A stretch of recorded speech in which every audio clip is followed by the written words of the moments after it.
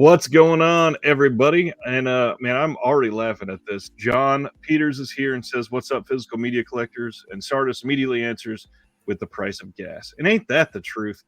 I dealt with a flat tire this week, so I didn't have to worry about gas for very long. But you'll notice there's two faces tonight, and we also have a friend of mine, Sean, Food for Thought. He is from the Food for Thought podcast and the recently released Talking Swords podcast. Welcome, That's right. Hey, I'm pretty good. Pretty good. Yeah. Glad to be here. We literally only have one episode of Talking Swords right now still, right? Yes. It's going to be, it's bi-weekly. So the next episode will be next Tuesday, where we will be discussing Yojimbo and Sanjuro. Yojimbo, nice. Yes. So Flip, which most people on here are going to know, started a podcast with Sean called Talking Swords, and it is going to be awesome. If you've ever listened to Food for Thought, it is going to be a very role reversal type of position for Sean, where he is doing most of the learning rather than the teaching, and it's good. I love listening to you guys. Yeah, it's a real nice change. On Food for Thought, obviously, I'm the one trying to get my wife and my best friend into kung fu films, but I've always had an interest in Japanese samurai cinema, Yakuza cinema, but I'm only just dipping my toes into it. So Flip is bombarding me with all these titles that I need to watch, and I look forward to it. It should be a nice little journey for me. Flip is hilarious because he is a fount of knowledge on very specific things. But if you start talking about those things, you will never get him to shut up. Yes, he's an encyclopedia of Japanese cinema. Well, we got more friends with us tonight. Eric's here. What's going on? Dustin, Lissa, Flickering Waves. Stendhal might be leaving already. What's going on, Stendhal? Mike is here. What's going on, Mike? Glad you're here live. Dave. Sardis says, I wrecked my car. Been waiting a month for parts. Jesus. Is that because of manufacturing? Holy God. What is going on there? Mitchell. Hey. I feel like I haven't seen you in a while, Mitchell. What's going on? What's up, Jeff? Martial arts film freak. He's here for Foo, I bet. Loving that. Nothing wrong with enthusiasm. God, no. Flip is amazing to learn from. He's fantastic. And Stendhal took the words out of my mouth. Did you walk away uninjured? And I wanted to bring up right now, I believe the friend that I'm going to bring up watches each week. He's probably going to be a few days late because he's going through a little personal tragedy due to a car wreck. And I hope everybody's safe out there. I just want to give that a moment, not want to be dour on everything. What's going on, Antoine? So, Boutique Physical Media, you are branching out, we'll say, on a bunch of different things that you are learning about at the moment. What's some discoveries from physical media that you've made recently? Yeah, so basically, I have no knowledge of cinema prior to, let's say, I don't know, Jaws. Prior to that, I am practically blind, so I haven't seen many of the classics. Right. So being part of your Discord server and being a patron, it's been nice to discuss the possibility of buying new titles that I've heard of but never really checked out. So I'm happy to say that today I purchased my first slate of Hitchcock movies. I picked up the 4K, the volume 1 of the 4K set, nice. Which has Rear Window, Birds, Vertigo, and Psycho on it. Yep. So I'm looking forward to that. I also picked up, not as old as some of Hitchcock's films, I picked up Dressed to Kill, which I've heard nothing but good things about. So I'm a big thriller guy. I like thrillers, and I feel like I've missed out on some of the classic thrillers. So it's nice to go back. I'm familiar with horror, and like horror's been a big genre for me. And obviously, I know kung fu movies from the 70s. That's really my thing. But I'm excited because to be part of this community now and deeper into the community, it's all good while going on Twitter and seeing people talk about it, and I love that. That's fantastic. But to be part of a Discord now where I can actually speak to people about these films, it's opened a new door, and it's probably opened my wallet a little more as well. But I'm kind of excited for it. I'm looking forward to see what I can pick up and see and see with fresh eyes.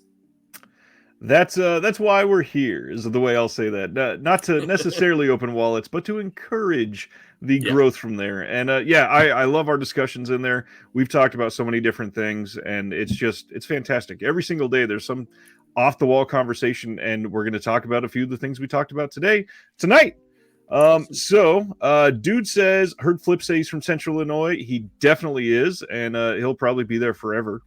Let's see. Ken's here. What's going on? Mitchell says Hitchcock Volume 2 is coming. I think that's what led to us talking about that today. We were talking about think so. What was in that second volume. Yeah. And then all that is man. Brian's here. What's going on? He says bought so many Hitchcock from Kino from that sale. There was a lot. And the odd thing with Kino, or the odd thing with Hitchcock, is that the best version of his films are sort of spread out. With an auteur like that from back in his day, you would think for the most part they would all be under one studio, but they've kind of been just off the wall everywhere. So it's hard to track them all down. Let's see. Stendhal says, all those, man, I bought all his old stuff too. Dude says, I hope you picked up number 17 from Kino. Very underrated early film that gets a lot of hate, but really shows his ingenuity, doing the best he could with the crude special effects of the time. And that is one of the best things about watching Hitchcock, because you can really track the growth. Yes. And the earlier stuff, he shows his, like, you can see a lot of the vision. He was just kind of held back with the technology on some of it. And then after time and money, man, does he explode. If you would have asked me if you would have asked me last week how many films Hitchcock directed, I would have told you 7. You know, I would have told you, like, I'm honestly, I'm completely blank on his filmography. I think it's very sad. I mean, I know of the classics, but I did, for example, the films that some of the people in the Discord brought up, I was just like, I have no idea. I don't know what these are about, but that's part of the journey, isn't it? That's the exciting part. Yep. And Mitchell says 39 Steps is an early favorite. I believe that has a Criterion release. Okay. And the Criterion has quite a few of them. Kino's got a lot of them. There's some that are better overseas. Yeah, we'll get into the nitty gritty on the Discord more. Speaking of that, Martial Arts Film Freak says, how does one join a collector Discord? In the description below, there's a link to my Patreon. And if you join at least at the $7 level, you'll get invited to the Discord. And we do stock updates if I find rare out of print stuff online. I post stuff in there immediately. We've had a bunch of people been able to get stuff just because I posted it there. We talk about the sales. We go over recommendations and everything. Let's see. Dude wanted to point out there are 53 Hitchcock films. Jeez. And sadly, one of them is a lost film with only a few stills that still exist. Yeah, I'd have no idea that it was even close to that number. Yeah, it gets pretty crazy. And then I don't know if this is real, but the official Red Hood question for you guys: what type of beverage would you like to drink? It could be nonfiction, fiction, and anything that you have imagined. What would it be? And then we'll get into our announcements. I'm trying to think of an interesting beverage specifically from a movie. Anything. He says it could be nonfiction or fiction. Let's make it more specifically scoped, and we'll say while we're watching a movie at home. That's anything in the world. I'm a simple man of simple tastes.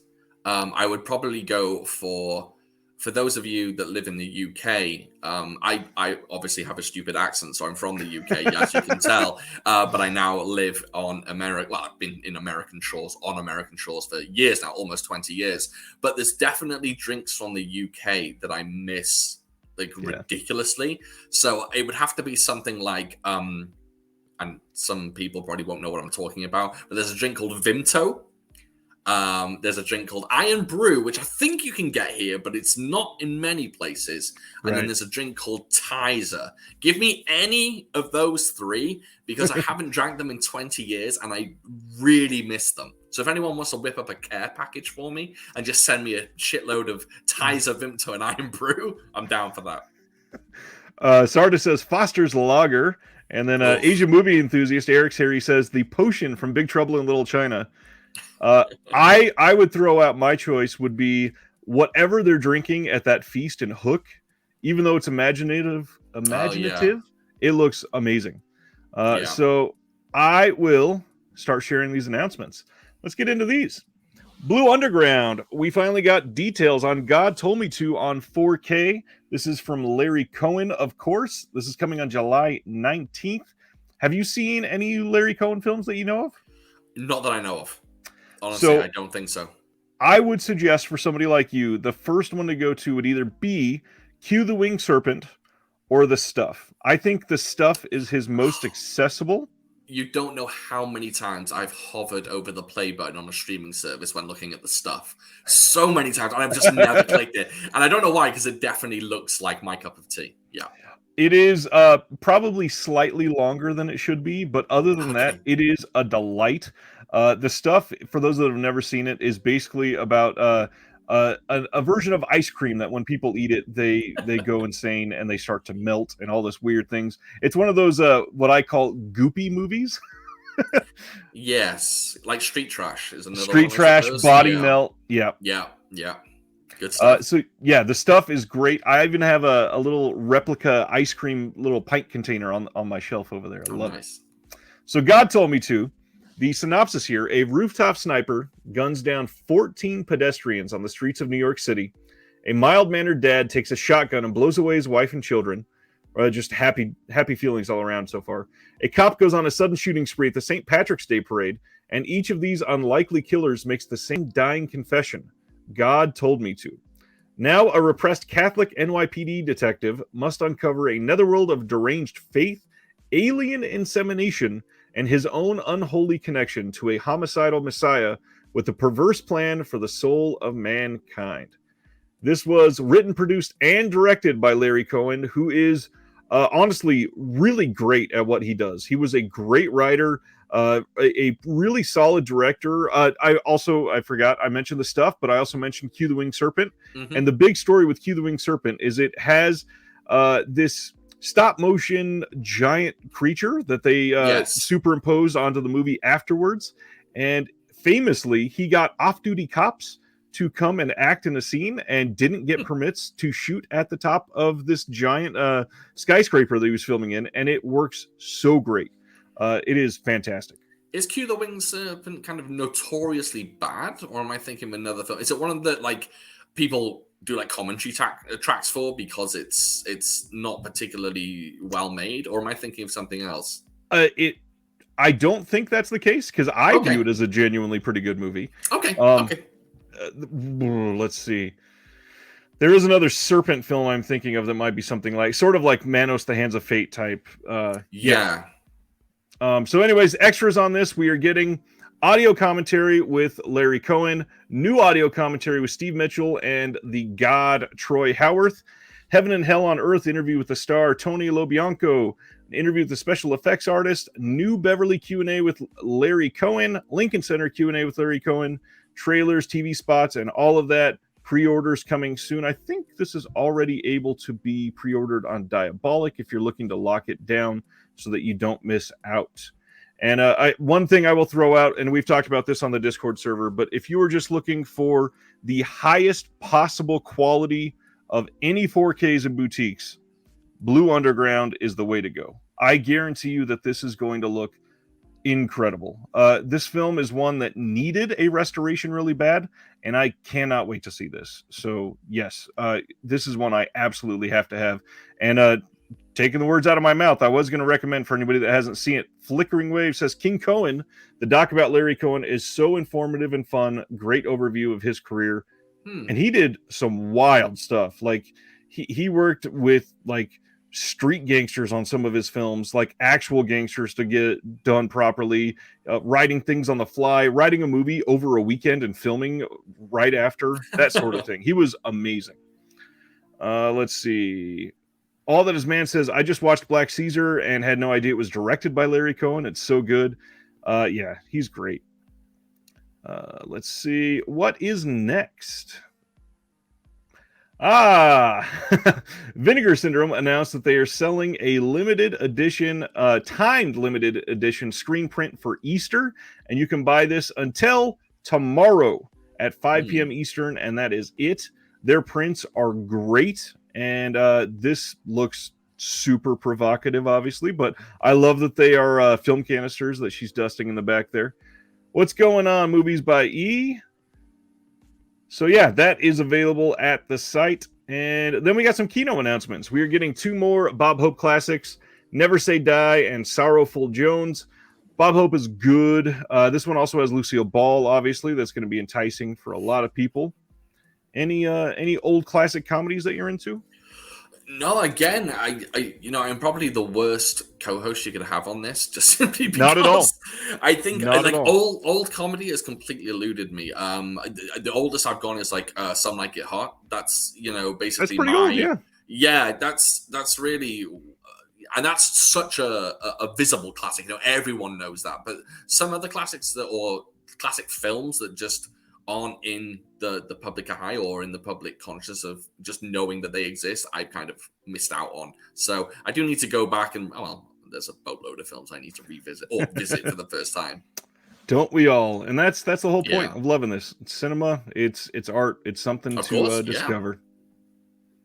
Up next from Gold Ninja Video, now available to pre-order, we have The Iron Dragon Strikes Back and the no budget wonder is what they called it, Duel on the River. So I'm assuming that Iron Dragon Strikes Back is right up your alley. Yes, you're definitely talking my language with this one.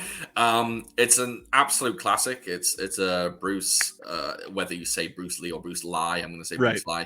It's a Bruce Lee classic. I know a lot of people are put off by what's called Bruceploitation films, and don't really care for them. This one is, if you're into kung fu films in general, this is absolutely fantastic. Such a good watch, just quite well made as well, considering it's a no budget old school kung fu movie with a guy pretending to be Bruce Lee.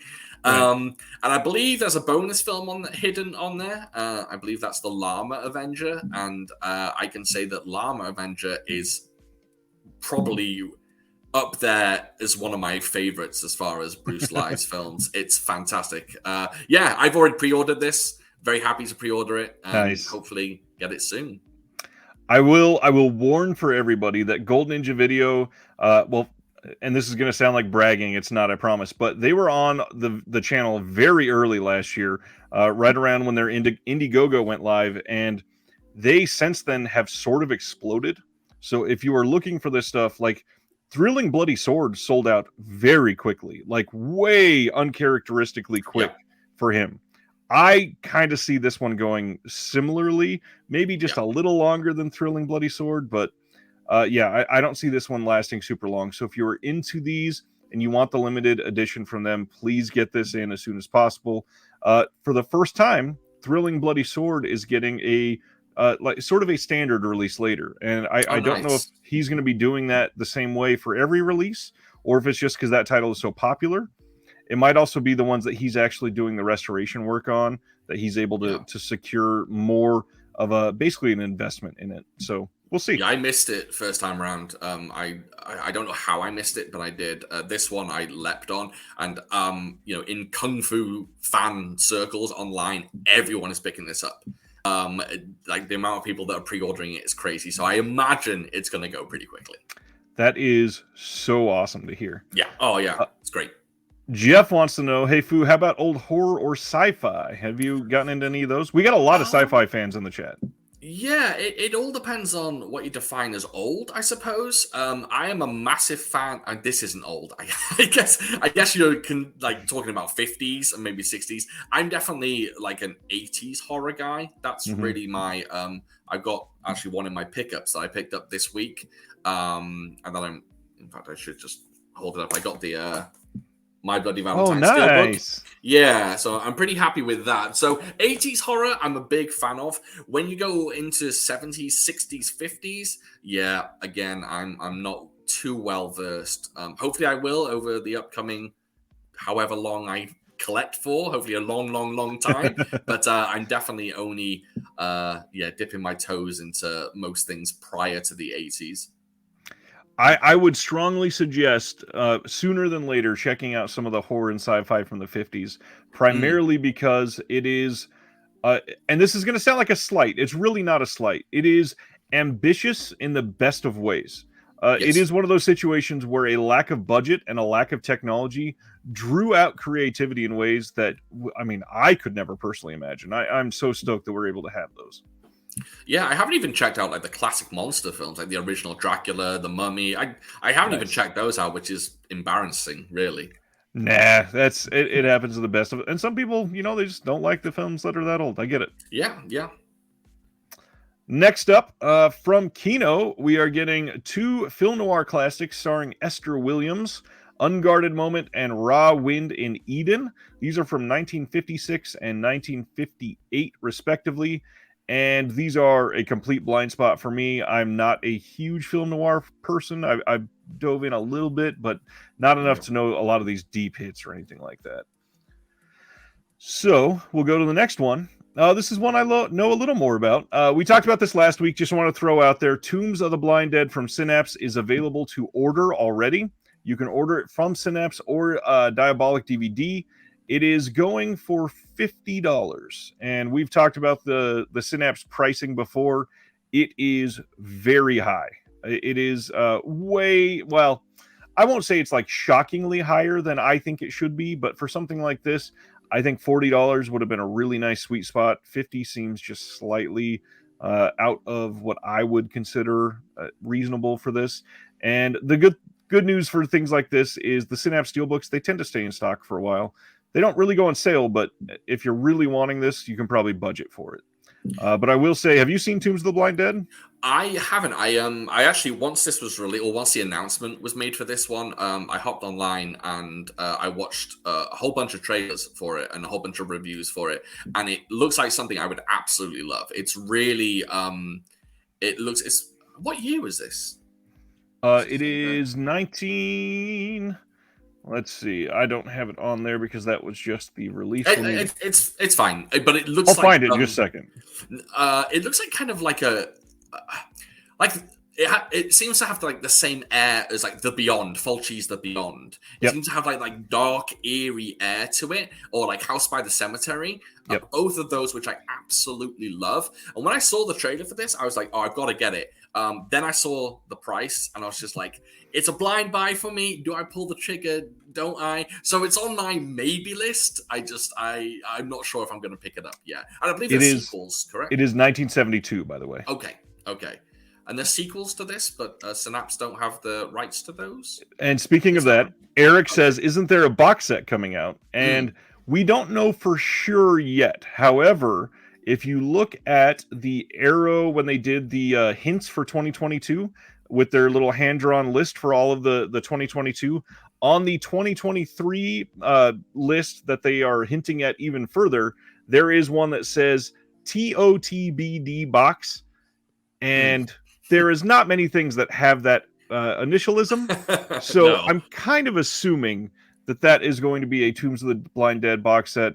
And here, Scream Factory put out Night of the Seagulls, which is one of the sequels. So it's up in the air if it could happen. I mean, Scream Factory's lost the rights to a lot of stuff over the last couple of years. It's possible, but I think that if it was going to happen, it probably would have happened already. I also don't see the rest of them getting the same kind of love that this one did, since this is the most known one. Right. So if we are going to get something from Arrow, I assume that will be as good as this release for the first movie and include more content. Just to confirm, this is the first one. Correct. In the series. Okay. Great. Yeah, I'll definitely pick this up. I think at some point, I know it probably won't go down in price. So further down the line, I'll probably do a blind buy of it. Right. So let's see what is next. And at least once a week, got to do it. Speaking of Tombs of the Blind Dead and things being better, we had a lot of people ask if there was a 4K coming for this, and they said currently no plans. For a UHD, we were only provided with a 2K scan by the film's licensor. We do have 4K rights and hope to make one someday, but not until we get a 4K scan, which tells you they're not even working on a scan for this film. They're hoping to have it literally gifted to them. And then they say for a box set, we only have the rights to Tombs. The other films are tied up with other companies like Scream Factory. And then for a standard edition, which would be the normal like $25 Blu-ray, This is so classic Synapse. It is not on our current production schedule. Never say never, but not anytime soon. Which means that we'll probably have one, and it'll probably be like early next year. And oh yeah, they put Tombs of the Blind Dead, and I told myself I wasn't going to buy it, but now it's here, and it's $23. So of course I'm going to buy it. Wouldn't it be nice if more boutique labels put out stuff like this, though? These little announcements. I mean, if you think about 88 Films, for example, you know, they put out Dragons Forever, then they put out a Dragons Forever Steelbook, and now they're putting out Dragons Forever 4K. Yep. If we did announce that early on and give people an idea of what's to come, because, you know, as much as I love Dragons Forever and I have the standard Blu-ray of it and I love it to bits, now I really have to consider buying a 4K, which I probably will. Knowing me, I'll probably buy the 4K. But I wish more announcements like this came. They're so helpful. The only thing that I will say about the 88 Films thing is that the big difference is Dragons Forever 4K is now a US release, not just a UK release. So that's a big plus. Yes.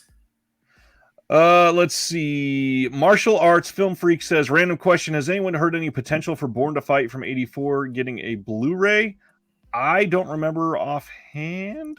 No, I don't think there's been any announcement so far. I think it's unlikely that anyone will pick up that film, just because it's kind of unknown. You never know. You know, someone down the line might. It would be ideal for someone like Vinegar Syndrome to pick up.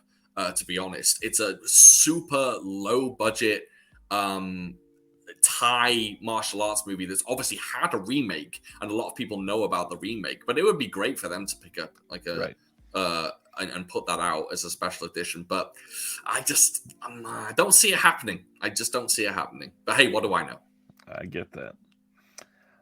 Then we got a round of announcements from Criterion, and this was such an odd week for Criterion. So they had all of their announcements get leaked because somebody trawled through their forums and went through the URL scheme and found all of the URLs for what was going to get released, which I'm going to say right here, I said it on Twitter, but I'll say it again. If you have to go that far to get details on a release, you're doing something you probably shouldn't be doing. Yeah, it's sad. I mean, you're taking all the wind out of Criterion sales and out of any company. This has happened to Vinegar Syndrome. Similar things have happened to Scream Factory.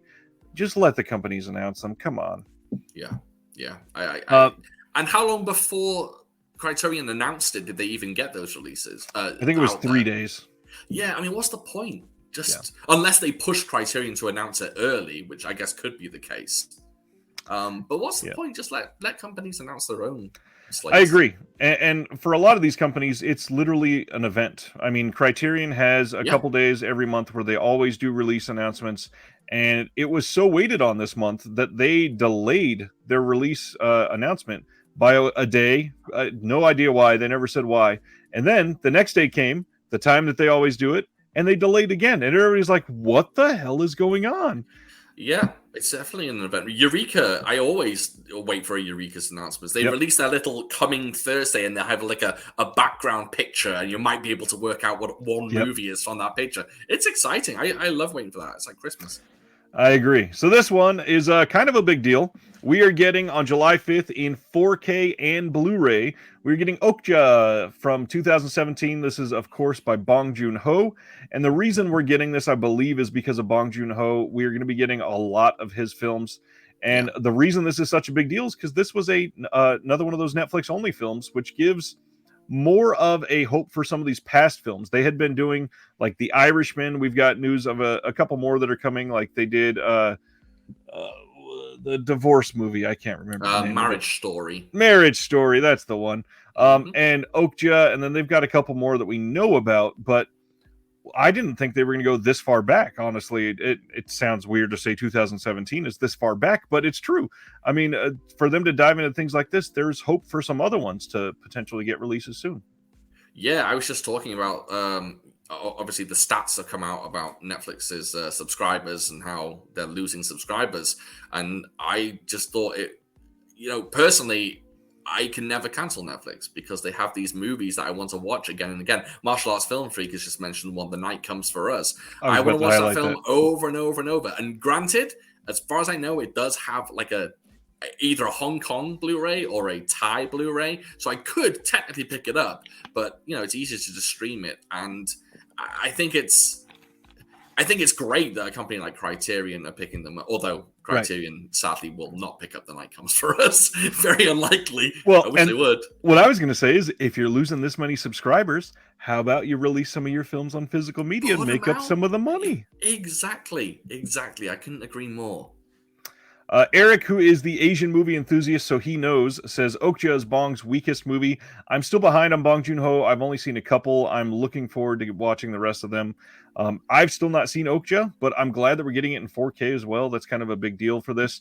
And for those that don't know, this has a huge cast. So this has Tilda Swinton, Paul Dano, Steven Yeun, Jake Gyllenhaal, and it is a South Korean girl growing up on an Edenic mountainside with her grandfather and best friend, Okja, a giant, empathetic super pig created as part of a secret GMO experiment. When Okja is abruptly torn away from her, Miha embarks on a perilous rescue mission that places her at the center of a sinister corporate conspiracy. While Bong's trademark virtuosic set pieces dazzle, Okja's beating heart is the connection between a girl and her super pig. That's a sentence I never thought I'd say. Made all the more poignant by the brilliant special effects that bring the animal star to unforgettable life. This has HDR on it, so it's going to be a true 4K UHD.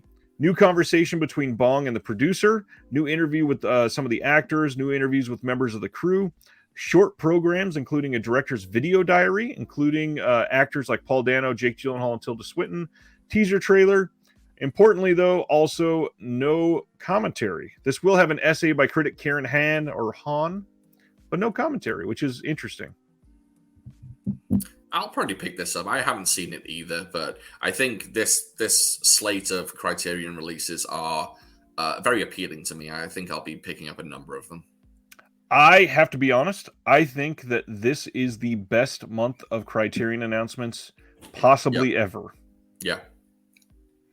I understand that they are not the best movies that they've ever put out, but as a joint month, they were all like, ooh, okay, I can get behind this. So let's see. Jeff asks, which film is Bong's monster movie? And that is The Host. Yeah. Sorry, I walked all over you then. You're good. The Host. Have you seen The Host? I'm sure you have. Oh, I have. Yeah, absolutely. The Host is great. The Host is so much fun. Yeah. And then the ending is a gut punch. But hey, Dustin says, hopefully the booklet fits in the case. Could not possibly, like, if I could upvote you 27 times, I would. Yeah, The Host is great, but man, I really wish that they can get their packaging stuff together. Coming out in July as well, on July 5th, perhaps, in 4K, The Virgin Suicides. This is Sofia Coppola's debut feature, and it's a great movie. There is nothing new on it. It is just a 4K release, but it is really good. They'd released it prior, Criterion? And on Blu-ray, yes. Oh, okay. I didn't know that. Yep. Moving to the next one, kind of the biggest announcement of the month, probably. We are getting Raging Bull in 4K and Blu-ray. This is coming to the Criterion Collection for the first time. This is made by a little-known filmmaker named Martin Scorsese. Am I saying that right? He created one of the truly great and visionary works of modern cinema. Robert De Niro pours his blood, sweat, and brute physicality into the Oscar-winning role of Jake LaMotta. And most people have seen this. I just want to go into the extras here. In the 4K, we are getting an HDR 4K release and one Blu-ray with the film and special features on it. So it is going to be a dual format release if you get that 4K. There are new video essays by film critics Jeffrey O'Brien and Sheila O'Malley on Scorsese's mastery of formal techniques and the film's triumvirate of characters. Now, this is where I see releases like Okja and get a little jealous here, because 3 audio commentaries featuring Scorsese and editor Thelma Schoonmaker, director of photography Michael Chapman, producers Robert Chartoff and Irwin Winkler, casting director, music consultant, actors, and sound effects supervising, and boxer Jake LaMotta, and screenwriters, everybody. I mean, that's how you do it. This is going to be a killer release. That's amazing. Yeah, I look forward to picking this one up. I have a story about this film, actually. So when I was in my early teens, I told my mum, basically, I told it, Mum, I'm going to be a movie fan. That's it. This is what I'm going to do going forward. I'm going to start collecting movies. I love movies. For Christmas, all my birthdays, I want you to buy me nothing but movies. Nice. And she bought me Raging Bull on DVD back then.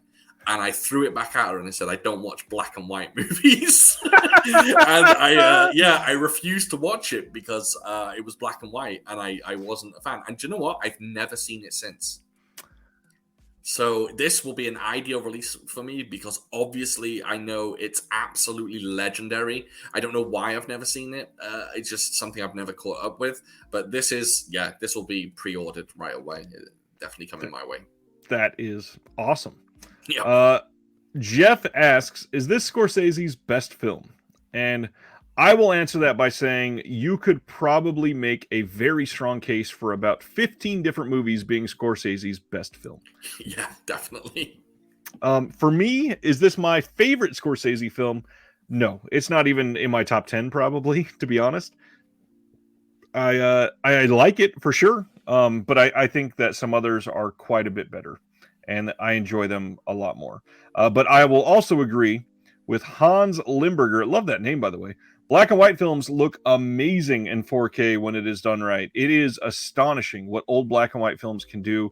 And the HDR that makes the black not like this dull gray, but a deep, dark black is so beautiful on the right TV. Yeah, I'm excited for this one. This is one that's high up on my list. I can't wait to see it. That's and awesome. I will have to call my mother and apologize. And maybe send her a copy or something. Yeah, there you go. This also has 3 short programs highlighting the longtime collaboration between Scorsese and Robert De Niro and more. There's other special features that I couldn't fit on here because the Instagram character limit said no. And then there's also essays by poet Robin Robertson and film critic Glenn Kenny. What I was going to say is that this release is easily going to be the best release of July. If you're looking for just one to start with, this is the one. However, historically, July is the month of the Barnes & Noble Criterion half off sale. So if you're going to be maybe budgeting for that, July is a killer month to do. And when they get released during the sale, they are on sale. So look out for that. Good stuff. Next one, coming on July 12th from Criterion, is Summertime from 1955. This is a David Lean film, and this stars just a little-known actress named Katharine Hepburn. This has a new 4K digital restoration, new interview with film historian Melanie Williams, interview with the director from 1963, audio experts of an 88 interview with cinematographer Jack Hildyard, a trailer, subtitles, and an essay. Really not a whole lot on this disc. I have not seen this one, but people that like Katharine Hepburn says it's great. David Lean, also just a phenomenal filmmaker. This is one that I'm not going to be able to provide much context on. So we're going to go to the next one, which everybody is clamoring for, and that is Drive My Car. This is a very recent film. Did you watch Drive My Car last year? It's been on my list for the longest time, and obviously is it over 3 hours? I believe it's close to 3 hours, and I just haven't squeezed it in yet. I know it's streaming on HBO right now, and it's just I just haven't managed to fit it in yet. I will very, very soon, though. I think it might be on Hulu as well, so if everybody wants it, I think that there's actually a couple options for this one, but I got to be honest, I have fallen to the same trap. It is it is under 3 hours, but just so it is 2 hours 59 minutes. Okay. So I with 2 young kids and a very busy life, and you guys to satiate throughout the week, 3 hours is a lot to put on a one film. Like my wife is dying to see Batman, and that got released on streaming like 9 days ago or whatever, and I haven't even started it. Damn near impossible. I've had the last 3 days off, and I still don't have time to watch the Batman with her.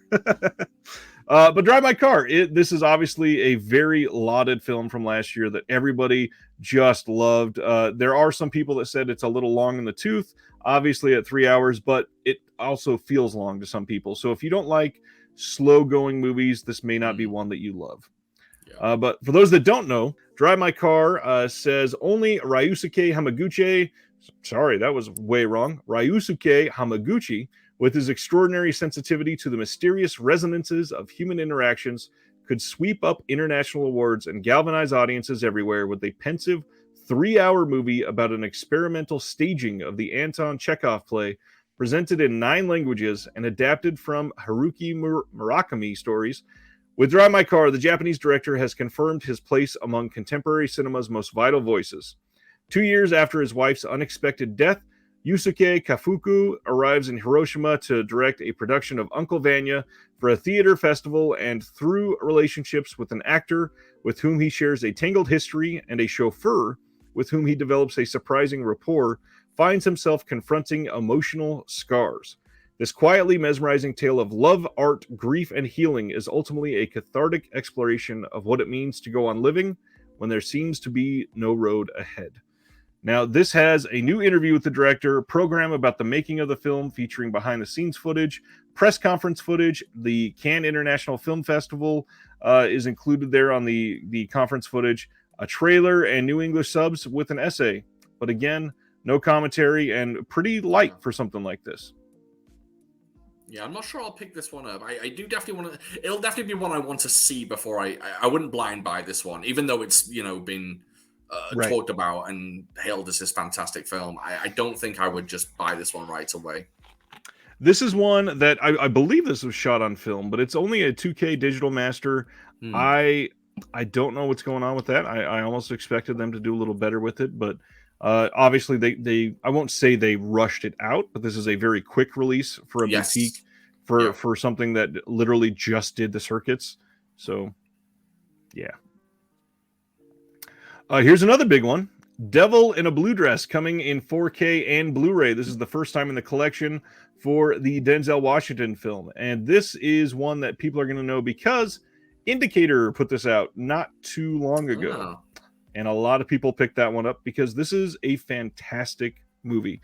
If you've never seen this, this is from 1995, and it has some decent stuff on here. We got a new 4K restoration approved by the director, and it does have Dolby Vision HDR, and we got audio commentary featuring Franklin, new conversation between Franklin and Don Cheadle, new conversation between Walter Mosley, the author of the novel on which the film is based, and novelist and screenwriter Attica Locke.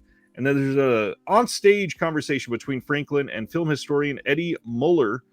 And that's about it, this is a decent release. This is like what I would think most of them should be. Right. Another film I've not seen. I've heard, nothing but praise for this one. I will definitely be picking it up because I don't even know what it's about, to be honest. But I'll definitely pick it up. I mean, it's Denzel. It's great. He does wonderful in it. Yeah. Thanks for this, Flickering. Flickering says, Drive My Car was shot digitally and it was put out theatrically in 2K. So we should never get a 4K for that one. So I get that. If we do get a 4K, it'll be a faux K, basically. Faux, F-O-U-X there. Or F-A-U-X. Why did I say F-O? Then, to change gears from Criterion, we are getting Frisky Fairy Tales double feature from MakeFlix and Retro Media. We're on to the classy stuff now. So for those that don't know, Retro Media does a lot of basically the Skinamax type titles. This is Cinderella's Hot Night and Sleeping Beauties, both from 2017. Don't expect a lot out of these. It is just a bunch of softcore hilarity with poor acting. But a lot of people love that stuff. I've got a few of them here myself. Yeah, that's enough. I saw this. I couldn't work out whether it was like... I couldn't work out whether this was just a parody film or whether it was flat out, smut. I couldn't work out what it was, but now that I know it's just softcore, Skinamax stuff. That's fair. A lot of these movies, they do exactly that. They don't know if they're a parody, and they don't know if they're smut, and somehow they end up right in the middle. Yeah, I don't think I'll be picking this one up. Let's see. This one's not important because it already passed, but Oscilloscope, always support the company. They had a 420 sale. They always do, and it was good stuff. Then we got some surprise titles from Scream Factory / Shout Factory. These next three are all limited to only 1,500 units, and you can only get them from their site. And from what I heard, they are selling pretty well. This is a round that a lot of people were actually excited to see the films. You'll see that there's not real great special features on any of them, but they're actually good stuff. So first is Warren Oates in Cockfighter. With a name like that, you'll know that there is going to be some animal stuff that might turn some people off in this film. This one does have another Blu-ray release with a really good documentary on it. So if you really want that documentary, gosh, I think that was an Asian release, I want to say. I haven't seen that one in person in a long time. But yeah, this is the first time on the US on Blue for this. And then the next one is Watchers 2. This was the Corman-produced film. Obviously, if they're putting this out as a site exclusive, I'm willing to bet they can't get the rights to Watchers. And that's why.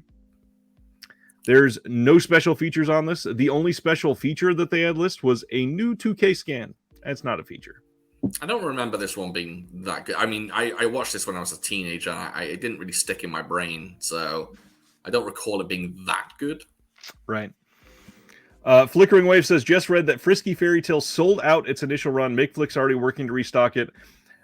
Flickering, that's because they literally only put up 30 copies of that double feature when they announced it. So, yeah, that's how Retro Media does it a lot. They sell out, and then they go back in stock a lot, unfortunately. It's an odd way to do business, but hey. Then the classic Marvel film, Doctor Strange from 1978. I almost couldn't say that without just busting out. This is coming, 1,500 units. The big thing is that this is going to attract a lot of people to Shout Factory, probably. For me, though, I've never seen this, but it has Jessica Walter, and the trailer looked hilarious. Yeah, I kind of really want to see this, so I might be adding this soon. Yeah, I think it falls in line with, the old school Captain America film and the Fantastic Four one they put out. And I think they're all equally as silly now. We would look at them as silly. So I think they're a whole lot of fun. I haven't watched this one, though. Yeah, and this one has been very difficult to see for a long time. And the cool thing, this is the one out of the three with actual extras. So this has a new high-def transfer. Again, not an extra. New audio commentary by pop culture historian Russell Dyball and the panel jumper host Cole Hornaday. So it has a commentary. At least there's something on there. I wish they would do that for all of them. Yeah. Again, another 420 sale that happened that you can't get now. Then we got some more release details from Kino on a couple of these titles. I'm going to go through these kind of quickly because we talked about these a couple months ago, but now we have a lot of information on the special features. So July 5th, we are getting Ants, which is also called It Happened at Lakewood Manor. And one thing I wanted to point out on this, because I just found out from Kino, is that when they have the picture set up like this with the slipcover, the cover art, and then the reverse cover art, that is when that they know that they were given rights for the reverse cover art. If it's only showing one picture, it will not have reverse cover art because they couldn't get the rights. So they're actually being transparent about that on every single one. And you'll see why that's important in just a second. But this is, like I said, July 5th, has a new 2K master and includes both the television and theatrical versions of the film with different aspect ratios. And then tons of special features for this little film. New audio commentary by Lee Gambin. New interview with actress Barbara Brownell. New interview with actor Barry Van Dyke. New interview with actress Anita Gillette. New interview with actor Moosey Dryer. I hope that's the name. Otherwise, I'm sorry. New audio interview with production assistant and daughter of producer Alan Langsberg, Valerie Landsberg. Newly commissioned art by Vince Evans, and then a slipcover. This one looks decent. Got a lot of, obviously, it makes me want to itch myself just looking at this. Yeah, absolutely. I think I'll pick this one up, actually. I know nothing about it. I've never seen it, but I love I love movies that have, this sounds stupid, but I love movies that have bugs in them. Like I love Slugs, Slugs. Yeah, love that. And I love Arachnophobia. And I also like the somewhat titillating cover on this. Pun not intended, but I'm a big fan. Yeah, so I might actually pick this one up. I've always loved creature features, and things like this are like creature feature -2. That doesn't make any sense, right? But that's what it feels like in my head when I see something like this. Absolutely. And speaking of that, I believe the next one... Oh, okay, so there's one more first. Invaders from Mars in 4K from 1953 is available to pre-order now, and it's limited to only 1,000 because it includes a poster signed by actor Jimmy Hunt And if you use this Invaders TCM 2022 discount code, you get free shipping. Now, that's important because they are charging $70 for this. Oof. Now, it is a 4K with a signed poster, so if that's your bag, get it. Yeah. There are a couple pictures here of the restoration, and clearly looks great. Not one that I was super, pumped to get, so I'm not jumping in on the 4K of this. They have not said either way if there will be a standard Blu-ray and 4K release, but I'm willing to bet that this will get a standard. Yeah. Seems like this is the big one they're pushing out first, and then it'll come later on. Yep. And then this one, they have a featurette of interviews with Jimmy Hunt, William Cameron, and a whole bunch of others involved in the film. Before and after clips of restoration, just so they can show you how much work they did. And then restored segments in 2K of the alternate international version. Gallery with the original press book pages, behind the scenes photos from the restoration, because they are super proud of this restoration, obviously. Yeah. And then there is a 20-page essay only on the restoration process. Jesus. So if you are really interested in film restoration, this may genuinely be a good one to pick up. And then Flip is here and says 2 bears, 1 stream. That sounds like a urine porno. And that's because he loves us both. That's very nice, Flip. Man, where is the other one? Okay, first, from Unearthed Films on July 5th, we are getting The Old Man movie. And this is a claymation film. And first off, Unearthed Films does a lot of great stuff, but this one is very different than what they normally put out. But if you haven't read it, read the synopsis here. Pandemonium ensues when the old man and his grandchildren have 24 hours to find his cow before the unmilked udder explodes and causes a milk core disaster for the town.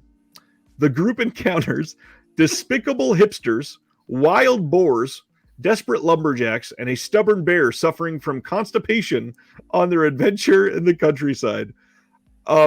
If this is safe for kids, I am absolutely showing them this movie before the end of the year.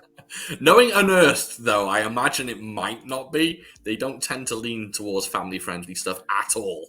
However, the very bottom of this cover here says Unearthed Animation, and I don't think that they would have that if it was just because it was a funny claymation film. I have to check it out, but yeah, this looks great. Finally, here's the other one I was talking about. So Tarantulas, The Deadly Cargo is also coming from Kino, and this one you can see they do not have rights to alternate artwork for this. The only one that they can put out is this one that's on the slip, and that's what you'll get when you take the slip off, unfortunately. Yeah. So this is also coming July 5th. Brand new 2K Master. New audio commentary by the Made for TV Mayhem Show podcast hosts Amanda Reyes, Dan Budnick, and Nate Johnson. And that's it. Fun release. It's got some big names in it. Famously, Tom Atkins is in this, and I adore Tom Atkins. Yeah, this will be another one I think I'll pick up. Maybe I'll go on a bug binge and pick the ants and the tarantulas up. My kids, who I've talked about before, both have autism, and one of them also has ADHD. We were driving to therapy one day, and my oldest in the back of the seat says, "Dad, can you pause the music for a second?" I said, "Sure." He said, "What's a tarantula?" I don't know where that came from. No, it just wasn't in the music, just out of nowhere. So we spent the whole ride talking about tarantulas, and when we got to therapy, I showed him a little video on my YouTube, and he was like, "These are amazing." So. Wow. If this is clean enough, I might show him this before the next couple of years. But I think this is a made-for-TV movie, which means it's probably a clean film.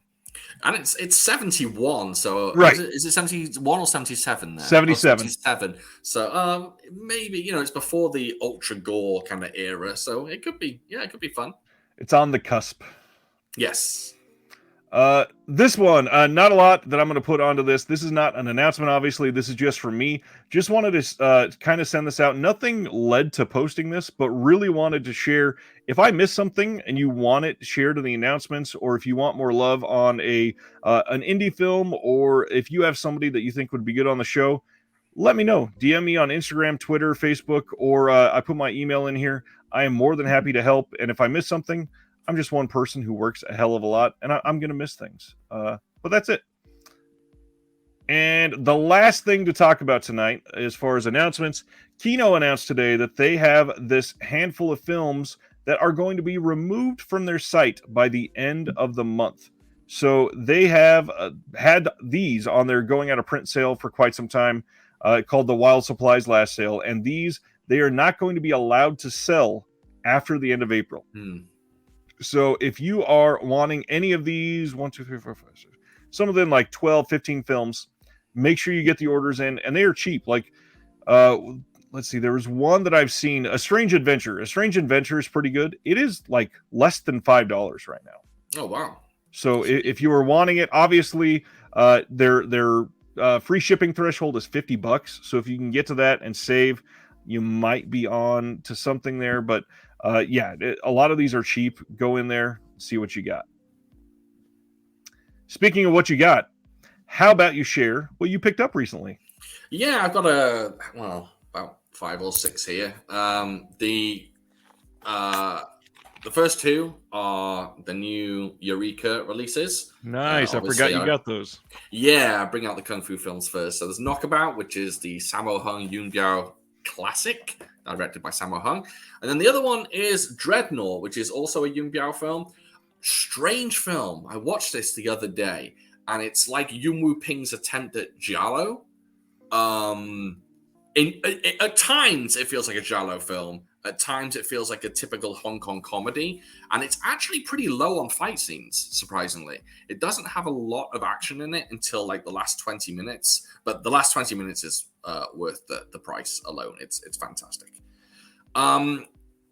Not exactly high cinema, but I did pick up the 4K set of Bad Boys and Bad Boys 2. Nice. That is high cinema. Yeah. I actually watched the third one the other day, and because I hated the third one when it came out, and then I watched it. It's not as bad. It's not as bad as I remember. I've loved seeing you reevaluate some of those films on Twitter. Yes, yeah, it's surprising. Recently, I went through what was it, Bad Boys 3. I watched the last Die Hard film, A Good Day to Die Hard, and I also watched the 300 sequel, 300 Rise of an Empire. I've still never seen that one. Do you know what? It's good. It's actually really good. If you watch it without 300 in mind, it's just a great action film, and it looks fantastic. It's really good. I mentioned it earlier. Got the obviously the Steelbook for My Bloody Valentine. This is the original. This is not the remake. Although I do quite like the remake. And that Steelbook is great, and the restoration looks incredible on there. I can't wait. I can't wait to watch it. To be honest, I don't even think I've seen My Bloody Valentine uncut. I think I've only seen it chopped to pieces. So, well, famously, nobody had. It did not really play much of anywhere, and then they found the cut footage recently, literally in like a cave, I think. And it was so cool to watch in real time, because the director was on one of these podcasts talking about it and saying, I really wish that we could find this footage. And then not 7 months later or so, Scream Factory announced that it was coming out. And then he was asked, said, yeah, right after that podcast, we discovered the footage and had it restored. That's incredible. It's amazing. They found it in a mine in a heart-shaped box, apparently. That's where they found the footage. The next one is 4K of Brawl in Cell Block 99, which is a wild film. Fantastic film. I actually picked Bone Tomahawk up a few weeks ago, and I had to pick this up as well. If anyone hasn't seen this one, it's so wild. It's like an exploitation prison film. Yeah, it's great. And then I have 2 more. I picked up Versus, the Arrow release of Versus. I had this film a long time ago on DVD. I've always loved it. I've heard the ultimate version isn't that good because they filmed additional footage like 10 years after the original came out and spliced it in. And I've heard that's a bit questionable, but it's got the original on there. And the last one, I'm very happy to say, finally picked up True Romance 4K. This is the UK release. I found it for a very, very good price. Unfortunately, it doesn't have all the bells and whistles, which I would have loved, but I love the film. Can't wait to rewatch it. The restoration on that in 4K on a nice TV is mind-blowing.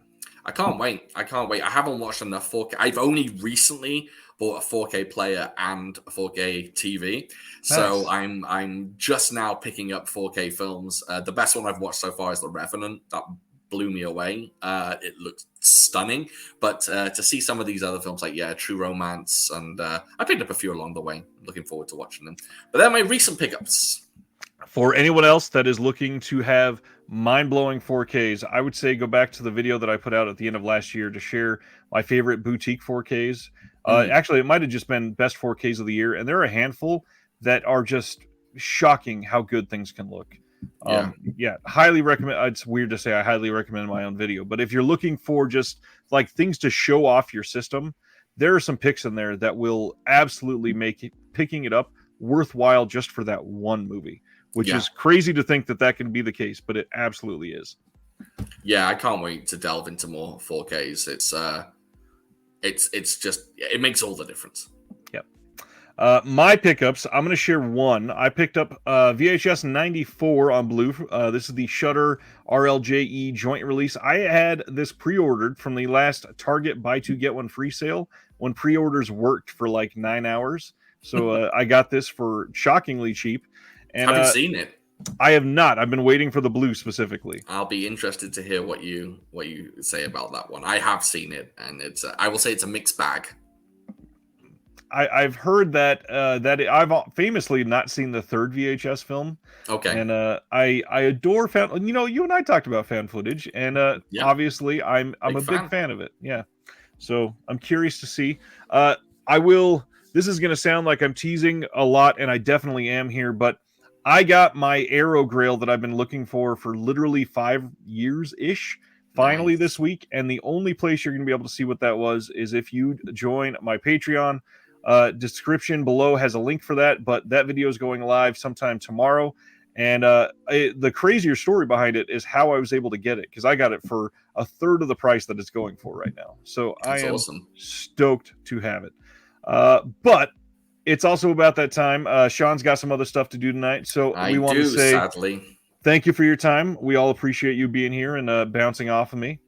No, thank you. I absolutely love this. I love being part of the show when I'm on here. I love the community. I'm absolutely honored to be part of it. Before he goes, I will say, everybody, please go subscribe to both the Food for Thought podcast and Talking Swords. But if you want to go even a step further, there is a link below for his Patreon as well for the podcast, and they put out some really great stuff. One of my favorites recently is there's a Q&A video with his wife, Devon, and it was hilariously silly. I love it. You guys are fantastic, and one of those podcasts that when you listen to it, it feels like you're in the room just joking around with friends. And I appreciate that. Yeah, if anyone's interested, we're doing an episode. This is on Patreon only, but this weekend we're doing an episode on the Batman, and I have a feeling one of our co-hosts isn't going to like it, so I'm going to tear into pieces. Basically, that'll be fun. I can't wait to listen. But thank you. Enjoy your night, and I hope you'll come back soon. Absolutely. Thank you so much for having me. Have a good one, everyone. See ya. All right, we got some other stuff that we can share, so let's go into what we normally look at after that, and that is what is coming out next week, in case you forgot. And I've got it all queued up here. Arrow's 4K release of 12 Monkeys is coming out next week. All of these Vinegar Syndrome titles, these are all because of the retail versions of these coming out. So we'll look at some of those that are not Vinegar Syndrome here. Singing in the Rain 4K is coming on next Tuesday. The Criterion for All Mankind 4K is coming. I am waiting for the next sale, and that is probably going to be the very first one that I put in my cart. I've seen For All Mankind years and years ago, but I never got the Criterion, and I am so stoked that they chose that one for 4K. I have a feeling it's going to be just a beautiful release. The Criterion release of Around Midnight, another one that I'm curious and looking at. That's one that I will be considering here soon. Kino's Film Noir, The Dark Side of Cinema 6 will be available come Tuesday. And Moonfall, if you're really looking for that, it will be out. He Said, She Said, that is a Paramount film with Kevin Bacon. That'll be available. Singing in the Rain 4K is getting this really nice looking steelbook as well. I believe that's a Best Buy exclusive. The 4K, or sorry, not 4K, the Criterion release of Ayamofe, I believe is how you say it, or This Is My Desire. That will be out next Tuesday. From Indicator, Stanley Long's Adventures, the triple feature 70s sex comedy threesome is what they're calling it. I've had that pre-ordered since it was announced and cannot wait to see it. Dementia, coming from Cohen Media. And Indicators, One for the Road is going to be out next Tuesday. And I think there was one more to talk about. Everything else is mostly Vinegar Syndrome and partner label. Oh, I know what I was going to talk about here. For those that did not know, I believe it's June Scream Factory titles. Let me make sure I'm talking about the right date. It is... we got some delays for some Scream Factory releases. It is the 4K releases, and they are... Where is my email? It looks like they're all being pushed to the end of July. And they are...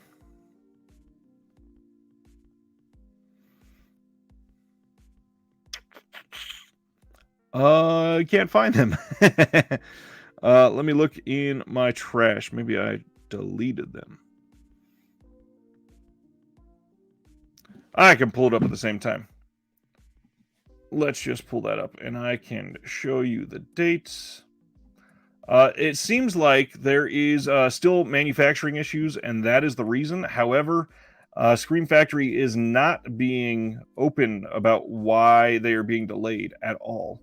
So it is Dog Soldiers, The Funhouse, and Cat People. All three of those have been pushed to either July 19th or July 26th. Those three 4Ks. I'm curious if the Dog Soldiers 4K might have been delayed because of something with Second Sight. They've not announced their release date yet, and we don't know if they're using their scan, but that could be why. So wanted to let you guys know about those delays. Physical media. We are not just about movies on this channel. One thing I wanted to share with everybody, I meant to share this a week or two ago, and I just completely forgot because we were doing interviews and stuff. However, let me share my other tab to share that this weekend is Record Store Day. And for those that don't know, Record Store Day is a day that you can go into your local record store and buy exclusive releases. You can buy regional focused releases. You can buy things that you don't ever get. And it's basically just a time to come together as physical media lovers that love music. And I will post the link to this in the chat so that you can see the type of items that you're going to be able to get during this time. But just some of the bigger names that I'm looking forward to that is having exclusive releases coming out. Everybody loves Rick Astley. They've heard one song of his far too much, but he's genuinely a great musician. We've got a lot of Bowie stuff coming out this time. Always a good thing. Let's see. Childish Gambino, big fan of his. He's got a Kawhi release coming. Not going to hit everybody that's great, so I'm sorry when I miss somebody and you think, oh, they're amazing. Why didn't you say their name? Dillinger Escape Plan, Devo. There is a LA Woman released by The Doors coming out. Echo and the Bunnymen. The Foo Fighters has a 7-inch coming out. Frankie Goes to Hollywood has something coming out. There is so many things that you can choose from here. The hard part is that a lot of these are limited. So if you go into your local store, they may not have them. But there is so much that you can choose from on these. Yeah, there was a couple more I wanted to point out just in case. Let's see. The Lumineers has Brightside bonus tracks. A lot of people love the Lumineers. I'm not a huge fan. There's a lot of live albums this time, and I think this is the first semi-normal Record Store Day since the pandemic was really at the height of everything. They did a lot of online stuff to keep the passion behind it going, keep the culture going. But this is going to be a good one. This is like the welcome back. I'm a big fan of The Offspring. They have the Greatest Hits album coming out through vinyl. Opeth has a release coming out. They are incredible. Let's see. Red Hot Chili Peppers, Unlimited Love. Lou Reed, obviously incredible. He's got multiple releases coming out during this time. Santana, grew up on Santana constantly. Some good stuff there. One I will point out, and they may get overlooked because they are at the bottom of this page, but Sleep Token. If you have wanted to listen to new, interesting music, I highly recommend you look up Sleep Token. They are they've gotten really big over the last couple of years, but they deserve a lot more attention. Moving on from there, one of the unknowns, Taylor Swift, if you've ever heard of her, is releasing something. Tangerine Dream, obviously one of the best of all time. Then we got some interesting things under various artists. We've got a Break-In, the original motion picture soundtrack. That's great. There is, let's see, there was at least one more under various. It might be below as well. For some reason, they have this broken up into two lists, and I could not figure out why earlier. The second list here, there was one or two. We got Ray Charles, Collective Soul, CCR, Miles Davis, Peter Gabriel. There is a lot of stuff coming out this weekend, and all I can say is one way to support physical media and keep it all alive is by going in person and purchasing things. Oh, Flickering says they are doing a June drop because of supply chain issues, pushing a lot of titles back. And that's one thing I'll point out here. For those that don't know, supply chain issues have hit movies hard, but they have straight murdered the vinyl record scene. Some of these places, they're not even announcing titles for a full year because the wait list is so bad. It is crazy out there. Another Tangerine Dream release there. Let's see. There is Soul Jazz Records is putting out 100% Dynamite, ska, soul, rocksteady, and funk in Jamaica. That really caught my eye. I'm a ska kid at heart. I was in marching band, so I live and die by those instruments. I have to. And that's the big ones for me. But yeah, Record Store Day is big. It is something that if you've never taken part in it, highly recommend. It can be a little crazy. Some people go out, literally like 3 a.m. to line up. It gets really busy, but if you're just there to hang out and not go wild after some of the exclusive releases, it could be fun. One last thing. Last week, we did some of the games that have been out there for movies, and I thought we'd try it again. If you've played the games for today, don't give away the answers. Let everybody else get a chance, please. So for those that don't know, this is framed.wtf. So this is a single still from a movie, and we're supposed to guess the movie from the movie, or from the picture. We have 6 chances at this. What is something that we should guess for this? And for those listening later, it is a $100 bill being marked with a green Sharpie. We're going to do a couple of these. We've got a framed that we're going to do, and then actoral and moviedle. There's so many different types of these tiny little games here. I was trying to think of this when I got the tab loaded, and I don't even know what to guess for this one. I personally don't recognize this. Anybody have any guess for a $100 bill with the green Sharpie? I'm willing to bet that if I skip this one, the next frame is probably going to be a much bigger hint. Nerd of the 80s just got back from watching The Northman. He said, I threw an axe at somebody's car. When I get home, I will pillage my wife. That's awesome.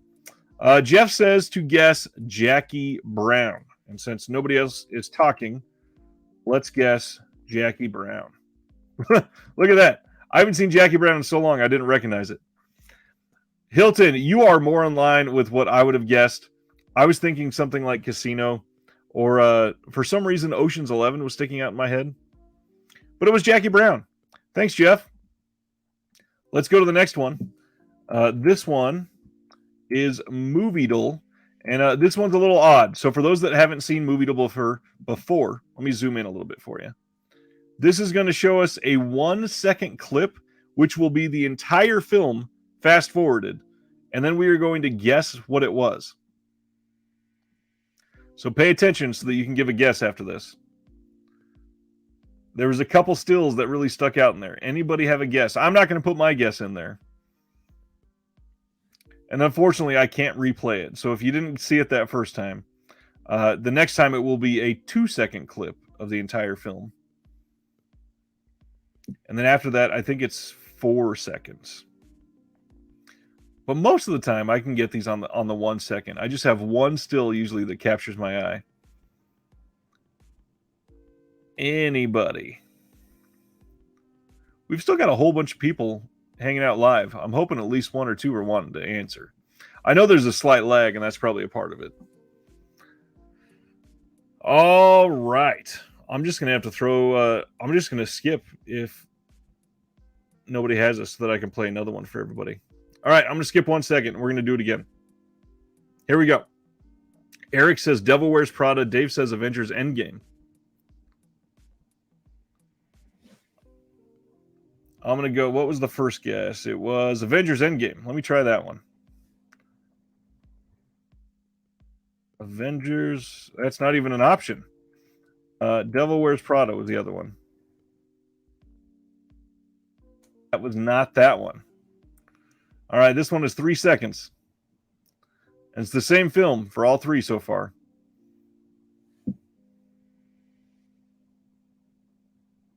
Why is it not loading? Here we go. 3-second clip now.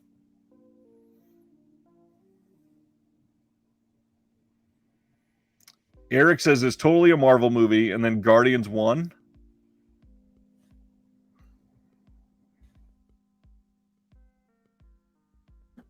Is that what we're going with? That wasn't it.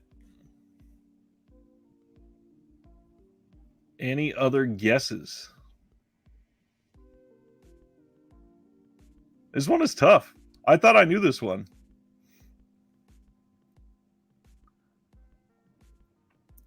Jeff says this is tough. Eric says this is tough. Yeah, this is hard. I feel like I recognize the end there. I don't remember the name of the film though. Sardis says RoboCop. I don't think that's it, but let's try it. All right, here goes the 5-second. Oh, I accidentally hit skip. Here goes 6 seconds. This is the last one. Lisa says Starship Troopers. Dave says Ender's Game now. I've not seen Ender's Game. It could be that one. All right, here we go. 6-second clip. If we can't get it now. Oh, I just saw the title. Did anybody else see that? It was going so slow that I could see the title screen. I've still not seen Ready Player One. So yeah, that was going to be impossible. And that's hard because there's a whole bunch of IP in that. I get how we thought that might have been a bunch of those. That was tough. All right, let's go for the last one. This one can be a lot more involved for everybody. So actoral, for those that have never seen this, we did this last week, and this is where you are guessing the actor that is in all of these films, and we don't have the names of the films. We have the years and then the number of letters in there, and we have the genres and the IMDb rating. So we're looking for somebody that's been acting since 1979 all the way through 2015. Now, I shared last week one of my big clues for this is I look at the genres and see if there's anything that sticks out like a musical or a comedy or something like that. And the only one here is comedy in 2015, maybe. But there's a lot of stuff in the 90s and early 2000s there. So that could be a clue as well. Any guesses on what these could be? And you'll see if you put one in and it's wrong, it'll tell you what else. Maybe you answered an actor that was in this film, but it wasn't the actor that they're looking for. It will tell you what that film was, and then it will also give you a hint about the ages. So if you have just any guess to throw out here for this one, I can put in the actor and we'll find out something. Jeff says Matt Dillon from 1979, huh? Try it. All right, so Matt Dillon is 57. So that is more than 10 years off of his age, and he is not in any of those films. Mitchell says Michelle Pfeiffer. Oh, maybe. I could see that, although I expected around 93, maybe that would have been Dangerous Minds, but I think 1993 is not that. Let's try Michelle Pfeiffer. Ooh, it's more than 10 years off of 63 as well. Flickering says, I've been gravitating towards the movie with the highest score. Can't guess because I know this one. Gravitating to the one with the highest score. And that one, that is probably the easiest one to guess the title of. It is probably the something with 4 letters in it afterwards. Yep, the age is wrong. It's somebody that's going to be older than that, it looks like. Because obviously if they were much younger, they would have been very young in 1979.